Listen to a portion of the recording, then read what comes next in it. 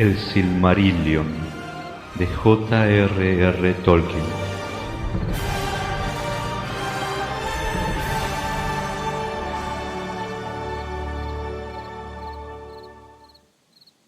Cuenta Silmarillion, la historia de los Silmarils. Capítulo 24. Del viaje de Eärendil y la guerra de la cólera. El resplandeciente Eärendil era entonces el señor del pueblo que vivía cerca de las desembocaduras del Sirion, y tomó por esposa a Elwyn, la bella, y ella le dio a Elrond y Elros, que fueron llamados medio elfos. Pero a Eärendil no le era posible descansar, y los viajes por las costas de las tierras de Acuende no lo apaciguaban. Dos propósitos se le crecieron en el corazón, unidos en la nostalgia del anchuroso mar, y se propuso navegar en busca de Tuor e Idril, que no volvían.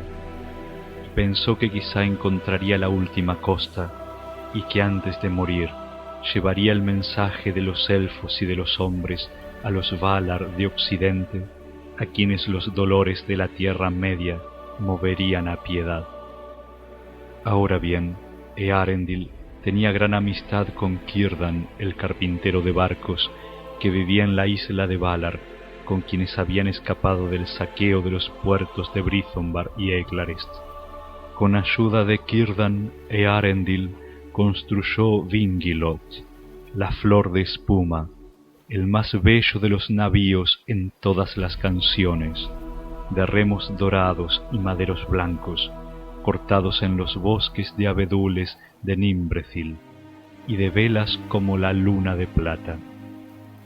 En la balada de Eärendil muchas cosas se cantan de las aventuras de Eärendil en alta mar y en tierras nunca antes pisadas, y en múltiples mares e islas.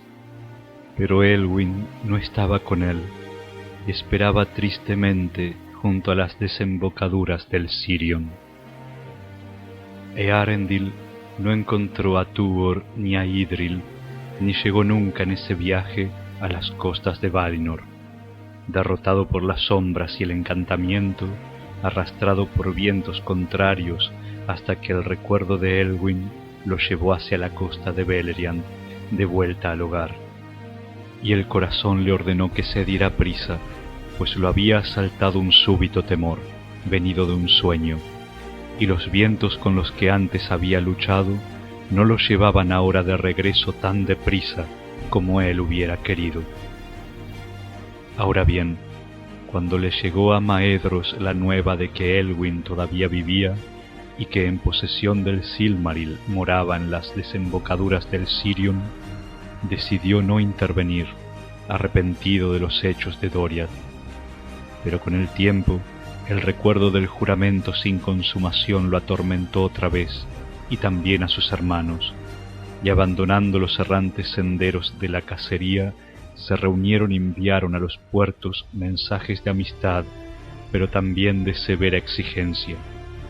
Entonces Elwyn y el pueblo del Sirion no quisieron ceder la joya que Beren había ganado y que Lúthien había llevado consigo, y por la que Dior el Hermoso había sido muerto, y menos todavía mientras el señor Eärendil estaba de viaje por el mar, porque les parecía que la curación y la bendición descendidas sobre las casas y barcos les venían del Silmaril.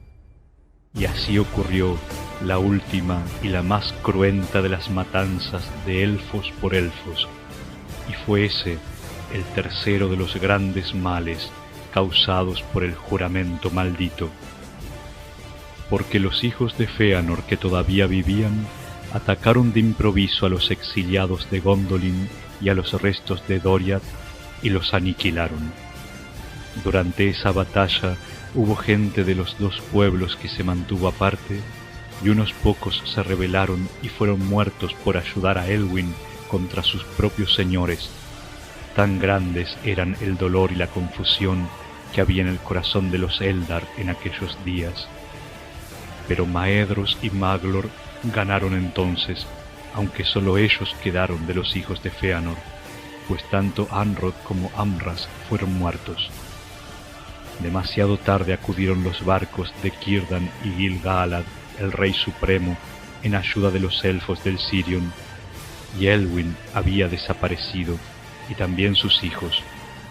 Entonces los pocos del pueblo que no habían perecido en el ataque se unieron a Gil-galad y fueron con él a Valar, y dijeron que Elros y Elrond habían sido hechos prisioneros, pero que Elwyn se había arrojado al mar con el Silmaril al pecho. Así fue que Maedhros y Maglor no obtuvieron la joya, pero ésta no se había perdido, porque Ulmo sacó a Elwyn de las aguas y le dio la forma de una gran ave blanca, y en el pecho le brillaba el Silmaril como una estrella. Y ella flotó sobre las ondas en busca de Eärendil, su bien amado. Una noche, mientras Eärendil estaba al timón de la nave, la vio venir hacia él como una nube blanca en exceso veloz bajo la luna, como una estrella sobre el mar que se moviera en un curso extraño, una pálida llama en alas de la tormenta. Y se canta ahora que ella cayó del aire sobre los maderos de Vingilot en una suerte de desmayo, no lejos de la muerte, por la urgencia del apremio que la había impulsado. Y Eärendil la acogió en su regazo, pero por la mañana, con ojos maravillados, contempló junto a él a su esposa, que recobraba la forma de antes y cubría con sus cabellos el rostro de Eärendil, y ella dormía. Grande fue el dolor de Eärendil y Elwyn por la ruina de los puertos del Sirion y el cautiverio de sus hijos, y temían que les dieran muerte, pero no ocurrió así, porque Maglor tuvo piedad de Elros y Elrond y los estimó, y el amor creció luego entre ellos, aunque pocos lo hubieran imaginado antes. Pero Maglor tenía el corazón enfermo y cansado por la carga del terrible juramento. Pero Eärendil no veía ahora ninguna esperanza en la Tierra Media, y no sabiendo otra vez qué hacer, no regresó a su casa, sino que trató de ir de nuevo hacia Valinor junto con Elwyn. Se pasaba las horas de pie, erguido en la proa de Vingilot, y sujeto en la frente llevaba el Silmaril, y la luz de la joya se iba haciendo cada vez más intensa a medida que avanzaban hacia Occidente. Y han dicho los sabios que fue por el poder de esa joya sagrada que llegaron con el tiempo a aguas que ningún navío había conocido, excepto los barcos de los Teleri, y arribaron a las islas encantadas y escaparon al encantamiento, y entraron en los mares sombríos y atravesaron las sombras, y miraron Tol Eressëa, la isla solitaria, y no se demoraron, y por fin echaron anclas en la bahía de Eldamar, y los Teleri vieron la llegada del barco en el oriente, y quedaron asombrados al contemplar desde lejos la luz del Silmaril, y era muy intensa. Entonces Eärendil, el primero entre los hombres vivientes, pisó las costas inmortales, y habló allí a Elwyn y a los que estaban con él, y los 3 marineros que habían navegado por todos los mares en su compañía, Falazar, Erellond y Aerandir. Y les dijo Eärendil: aquí no otro que yo ha de poner pie, no sea que la cólera de los Valar se desate contra vosotros, pues yo solo correré ese peligro en nombre de los 2 linajes. Pero Elwyn respondió: entonces nuestros caminos se separarían, pero yo correré contigo ese peligro. Y saltó a la espuma blanca y corrió hacia él. Pero Eärendil se sintió apenado, pues temía el enojo de los señores del occidente contra cualquiera de la Tierra Media que osara atravesar el cerco de Aman. Y allí se despidieron de los compañeros de viaje y se separaron de ellos para siempre. Entonces Eärendil le habló a Elwyn: espérame aquí, porque solo uno puede llevar el mensaje y tal es mi destino. y avanzó solo por la tierra y llegó al Calaquiria, y le pareció desierto y silencioso, porque, como Morgoth y Ungoliant en edades pasadas, llegaba a Earendil ahora en tiempos de festividad, y casi todo el pueblo de los elfos había ido a Valimar, o estaba reunido en las estancias de Manwë sobre Taniquetil, y pocos eran los que habían quedado de guardia sobre los muros de Tirion. Pero algunos había allí que vieron venir de lejos a Earendil y la gran luz que transportaba, y fueron deprisa a Valimar. Pero Earendil subió a la verde colina de Tuna y la encontró desierta, y sintió una pesadumbre en el corazón, pues temía que el mal hubiera llegado aún al reino bendecido.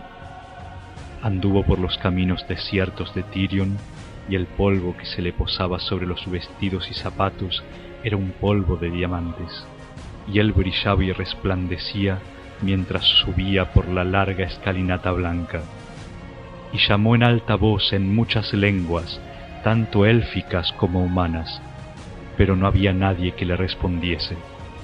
Por fin se volvió hacia el mar, pero al tomar el camino de la costa, alguien le habló desde la colina gritando: «Salve, Earendil, de los marineros el más afamado, el buscado que llega de improviso, el añorado que viene cuando ya no queda ninguna esperanza. Salve, Earendil, portador de la luz de antes del sol y de la luna, esplendor de los hijos de la tierra, estrella en la oscuridad, joya en el crepúsculo, radiante en la mañana». Esa voz era la voz de Eonwë, heraldo de Manwë, y venía de Valimar, y pidió a Earendil que se presentara ante los poderes de Arda. Y Earendil fue a Valimar y a las estancias de Valimar, y nunca volvió a poner pie en las tierras de los hombres.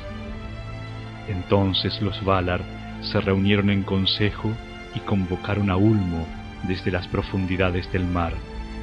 Y Earendil compareció ante ellos y comunicó el recado de los dos linajes. Pidió perdón para los Noldor y piedad por los que habían soportado penurias, y clemencia para los hombres y los elfos, y que los socorrieran en sus necesidades. Y este ruego fue escuchado. Se dice entre los elfos que después de que Earendil hubo partido en busca de su esposa Elwyn, Mandos habló sobre el destino del medio elfo y dijo: ¿Ha de pisar hombre mortal las tierras inmortales y continuar con vida? Pero Ulmo dijo: para esto nació en el mundo. Y respóndeme, ¿es Earendil hijo de Tuor del linaje de Hador, o el hijo de Idril, hija de Turgon de la casa élfica de Finwë? Y Mandos respondió: los Noldor que se exiliaron voluntariamente tampoco pueden retornar aquí. Pero cuando todo quedó dicho, Manwë pronunció su sentencia: el poder del destino depende de mí en este asunto. El peligro en que se aventuró por amor de los dos linajes no caerá sobre Earendil, ni tampoco sobre Elwyn, que se aventuró en el peligro por amor a Earendil, pero nunca volverán a andar entre elfos u hombres en las tierras exteriores. Y esto es lo que decreto en relación con ellos. A Earendil y a Elwyn y a sus hijos se les permitirá elegir libremente a cuál de los linajes unirán su destino y bajo qué linaje serán juzgados. Ahora bien, después de haber transcurrido mucho tiempo desde la partida de Earendil, Elwyn se sintió sola y tuvo miedo, y errando a orillas del mar, llegó cerca de Alqualondë, donde estaban las flotas Telerin. Allí los Teleri hicieron amistad con ella y escucharon lo que contó de Doriath y Gondolin y las penurias de Beleriand, y mostraron piedad y asombro. Y cuando Earendil regresó, la encontró allí, en el puerto de los cisnes.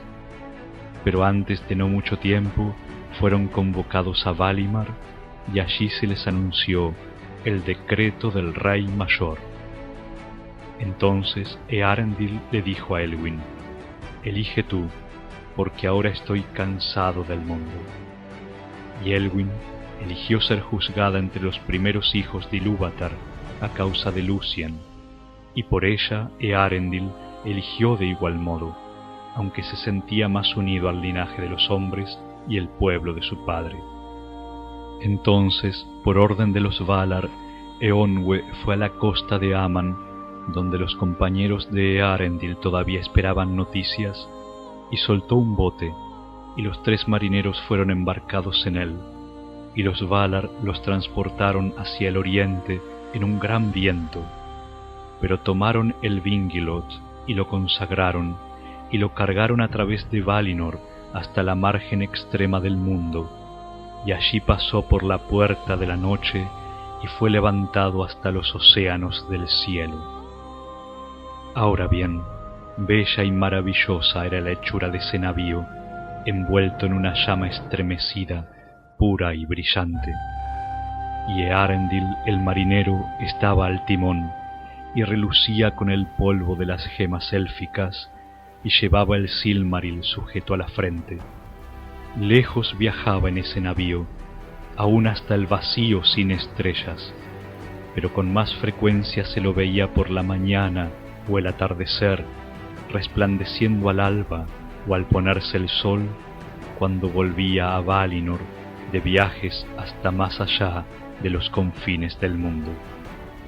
En esos viajes Elwyn no lo acompañaba, porque no podía soportar el frío y el vacío sin senderos, y antes prefería la tierra y los dulces vientos que soplan en el mar o las colinas. Por tanto, construyeron para ella una blanca torre en el norte, a orillas de los mares divisorios, y allí a veces buscaban reparo todas las aves marinas de la tierra. Y se cuenta que Elwyn aprendió las lenguas de los pájaros, ella, que una vez había tenido forma de ave, y le enseñaron el arte del vuelo, y tuvo alas blancas y grises como de plata. Y a veces, cuando Eärendil se acercaba de regreso a Arda, ella solía volar a su encuentro, como lo había hecho mucho tiempo atrás cuando la rescataran del mar. Entonces, aquellos de vista penetrante entre los elfos que vivían en la isla solitaria alcanzaban a verla como un pájaro blanco, resplandeciente, teñido de rosa por el crepúsculo, cuando se elevaba dichosa para saludar el regreso al puerto de Vingilot. Ahora bien, cuando por primera vez Vingilot se hizo a la mar del cielo, se elevó de pronto refulgente y brillante, y la gente de la Tierra Media lo vio desde lejos y se asombró, y lo tomaron por un signo, y lo llamaron Gil Estel, la estrella de la gran esperanza. Y cuando esta nueva estrella fue vista en el crepúsculo, Maedhros le habló a su hermano Maglor y le dijo: ¿No es acaso un Silmaril que brilla ahora en el occidente? Y Maglor respondió: Si es en verdad el Silmaril que vimos hundirse en el mar y que se eleva otra vez por el poder de los Valar, regocijémonos entonces, porque su gloria es vista ahora por muchos, y no obstante está más allá de todo mal.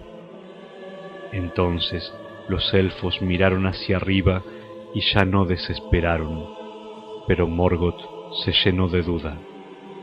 Sin embargo, se dice que Morgoth no esperaba el ataque que le llegó desde Occidente, porque había crecido mucho en orgullo y le parecía que nadie más se atrevería a librar una guerra abierta contra él. Además, imaginaba que había malquistado para siempre a los Noldor con los señores del Occidente, y que contentos en su propio reino, los Valar ya nunca harían caso del mundo exterior, porque para aquel que no conoce la piedad, los hechos piadosos son extraños e incomprensibles. Pero el ejército de los Valar se preparaba para la batalla, y tras sus estandartes blancos marchaban los Vanyar, el pueblo de Ingwe, y aquellos de los Noldor que nunca habían abandonado Valinor, y cuyo conductor era Finarfin, el hijo de Finwë. Pocos de entre los Teleri estaban dispuestos a ir a la guerra, porque recordaban la matanza en el puerto de los Cisnes y la captura de los navíos. Pero escucharon a Elwyn, que era la hija de Dior Elúhil y del linaje de ellos, y enviaron marineros para las naves que transportaban el ejército de Valinor por el mar hacia el este. No obstante, permanecieron a bordo y ninguno de ellos puso pie en las tierras de Acuende. De la marcha del ejército de los Valar hacia el norte de la Tierra Media, poco se dice en historia alguna, porque entre ellos no iba ninguno de los elfos que habían vivido y sufrido en las tierras de Acuende y que compusieron las historias de aquel tiempo que aún se conocen, y sólo se enteraron de esos hechos mucho después por sus hermanos de Aman. Pero al fin el poder de Valinor apareció en el occidente, y las trompetas de Eonwë clamaron desafiantes en el cielo, y Beleriand se encendió con la gloria de las armas, pues el ejército de los Valar se componía de figuras jóvenes y hermosas y terribles, y las montañas resonaban bajo sus pies. El encuentro de los ejércitos del occidente y del norte se llamó la Gran Batalla y la Guerra de la Cólera. Allí se concentró todo el poder del trono de Morgoth, que había crecido sin medida, de modo que Anfauglith no podía ya contenerlo, y todo el norte ardía con la guerra. Pero de nada les valió. Los Balrogs fueron destruidos, salvo unos pocos que huyeron y se escondieron en cuevas inaccesibles en las raíces de la tierra, y las incontables legiones de los orcos perecieron como paja en un incendio, o fueron barridas como hojas marchitas delante de un viento ardiente. Durante largos años, pocos quedaron para perturbar el mundo, y los sobrevivientes de las tres casas de los amigos de los elfos, los padres de los hombres, lucharon de parte de los Valar, y fueron vengados en esos días por la muerte de Baragorn y Barahir, de Galdor y Gundor, de Huor y Húrin, y muchos otros de sus señores. Pero la mayoría de los hijos de los hombres del pueblo de Uldor y otros recién llegados del este marcharon junto con el enemigo, y los elfos no lo olvidan.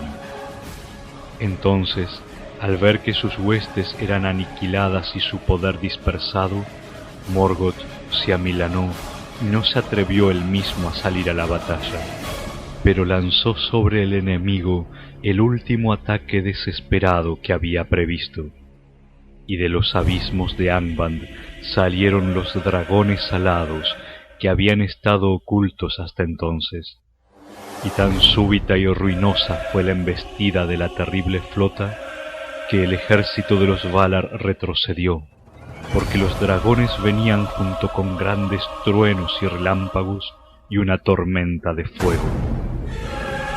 Pero llegó Eärendil, brillando con una llama blanca, y alrededor de Vingilot estaban reunidas todas las grandes aves del cielo, y las capitaneaba Thorondor.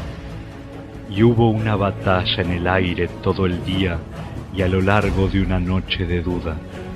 Antes de salir el sol, Eärendil mató a Ancalagon el Negro, el más poderoso del ejército de los dragones, y lo arrojó del cielo, y cayó sobre las torres de Thangorodrim, que se quebraron junto con él. Entonces salió el sol, y el ejército de los Valar prevaleció, y casi todos los dragones fueron destruidos, y todos los fosos de Morgoth quedaron desmoronados y sin techo, y el poder de los Valar descendió a las profundidades de la tierra. Allí por fin quedó Morgoth acorralado y acobardado. Huyó a la más profunda de sus minas y pidió la paz y el perdón, pero los pies le fueron rebanados desde abajo y fue arrojado al suelo de bruces. Luego fue atado con la cadena Angainor que él había llevado en otro tiempo, y de la corona de hierro le hicieron un collar y le hundieron la cabeza entre las rodillas. Y los 2 Silmarils que Morgoth conservaba los quitaron de la corona y brillaron inmaculados bajo el cielo, y Eonwe los recogió y los guardó. Así se puso fin al poder de Angband en el norte, y el reino maldito fue reducido a nada, y de las profundas prisiones una multitud desesperanzada de esclavos emergió a la luz del día, y contemplaron un mundo que había cambiado, porque tan grande era la furia de esos adversarios que las regiones septentrionales del mundo occidental se habían partido y el mar entraba rugiendo por múltiples grietas, y había mucho ruido y confusión, y los ríos perecieron o buscaron nuevos cursos, y los valles se levantaron y las colinas se derrumbaron, y ya no había Sirion. Entonces Eonwe, como heraldo del Rey Mayor, convocó a los elfos de Beleriand para abandonar la Tierra Media.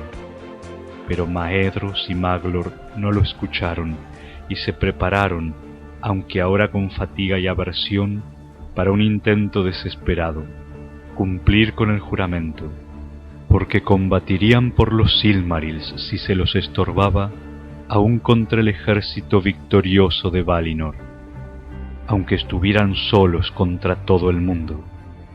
Y por tanto enviaron mensajeros a Eonwe exigiendo que se les cedieran esas joyas que antaño había hecho Fëanor, el padre de ellos, y que Morgoth les había robado. Pero Eonwe respondió que los hijos de Fëanor no tenían ya ningún derecho a reclamar los Silmarils, y esto a causa de las muchas e impías acciones que ellos habían llevado a cabo, enceguecidos por el juramento y por el asesinato de Dior y el ataque a los puertos. La luz de los Silmarils iría ahora hacia occidente, donde había tenido principio. Maedhros y Maglor regresarían a Valinor y se someterían al juicio de los Valar, y sólo si ellos así lo decretasen, cedería Eonwe las joyas que él guardaba ahora. Entonces Maglor deseó en verdad someterse, pues sentía una congoja en el corazón, y dijo: el juramento no exige que no aprovechemos el momento oportuno, y puede que en Valinor todo quede perdonado y olvidado, y que así al fin tengamos paz.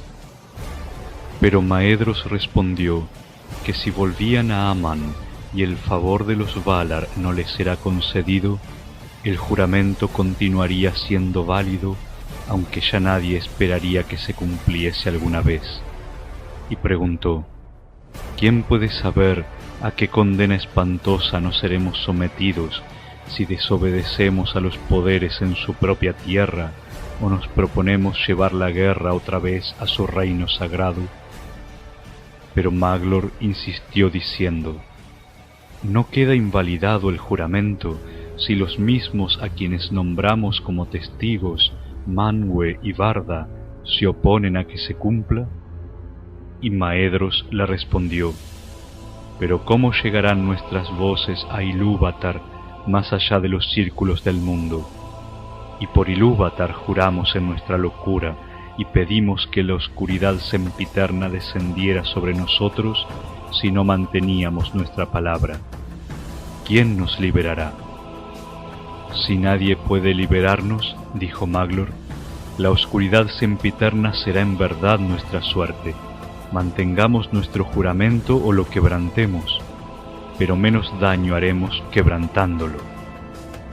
No obstante, cedió por fin a la voluntad de Maedhros y planearon juntos cómo se adueñarían de los Silmarils, y se disfrazaron y fueron por la noche al campamento de Eonwe y se deslizaron al lugar donde se guardaban los Silmarils, y mataron a los guardias y se apoderaron de las joyas. Entonces todo el campamento se levantó contra ellos, y ellos se prepararon para defenderse y morir. Pero Eonwe no permitió la matanza de los hijos de Fëanor, y sin que nadie los molestase huyeron lejos. Cada uno de ellos llevó uno de los Silmarils, porque dijeron: puesto que uno se nos ha perdido y solo quedan dos, y solo tú y yo de nuestros hermanos, la voluntad del destino es clara, quiere que compartamos la reliquia de nuestro padre. Pero la joya quemaba la mano de Maedhros con un dolor insoportable, y entendió que era como había dicho Eonwe, y que no tenía derecho al Silmaril, y que el juramento no servía de nada. Y lleno de angustia y desesperación, se arrojó a una grieta de grandes fauces que despedían fuego, y así llegó a su fin, y el Silmaril que llevaba quedó sepultado en las entrañas de la tierra. Y se dice que Maglor no pudo resistir el dolor con el que el Silmaril lo atormentaba, y lo arrojó por fin al mar, y que desde entonces anduvo sin rumbo por las costas, cantando junto a las olas con dolor y remordimiento, porque Maglor era grande entre los cantores de antaño, y sólo a Daeron de Doriath se nombra antes que él. Y así fue que los Silmarils encontraron su prolongado hogar, uno en los aires del cielo y uno en los fuegos del corazón del mundo y uno en las aguas profundas. En esos días construyeron muchos barcos en las costas del mar occidental, y desde allí numerosas flotas de los Eldar navegaron hacia el occidente y no regresaron nunca a las tierras del llanto y de la guerra. Y los Vanyar volvieron bajo los blancos estandartes y fueron llevados en triunfo a Valinor. Pero el regocijo de la victoria estaba disminuido, pues volvían sin los Silmarils de la corona de Morgoth, y sabían que esas joyas ya nunca podrían encontrarse y reunirse de nuevo, a no ser que el mundo se rompiera y se rehiciera.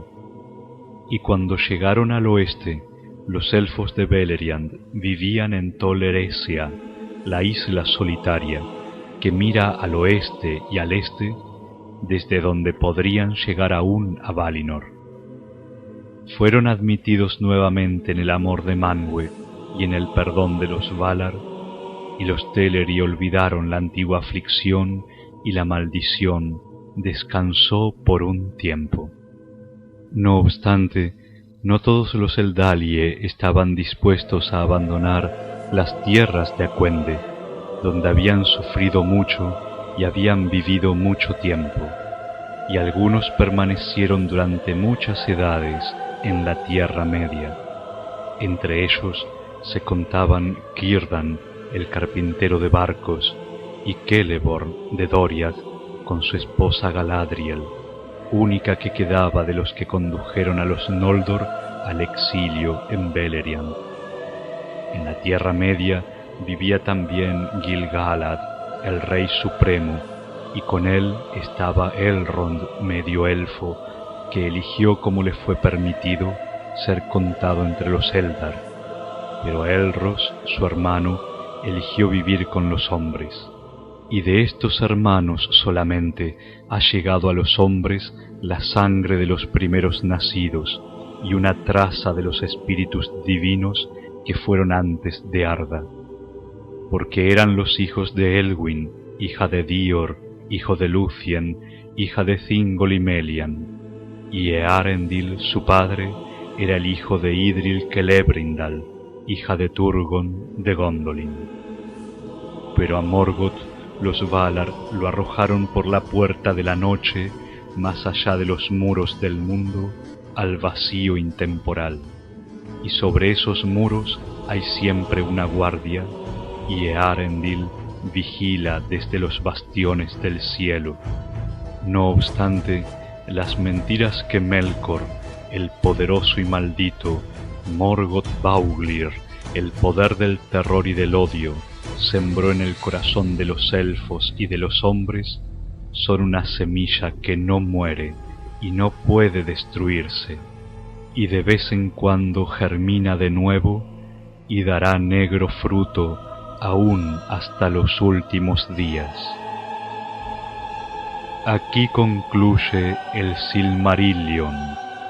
Si ha pasado desde la altura y la belleza a la oscuridad y la ruina, ese era desde hace mucho el destino de Arda Maculada. Y si un cambio sobreviene y la maculación se remedia, Manwë y Barda lo saben, pero no lo han revelado y no está declarado en los juicios de Mandos.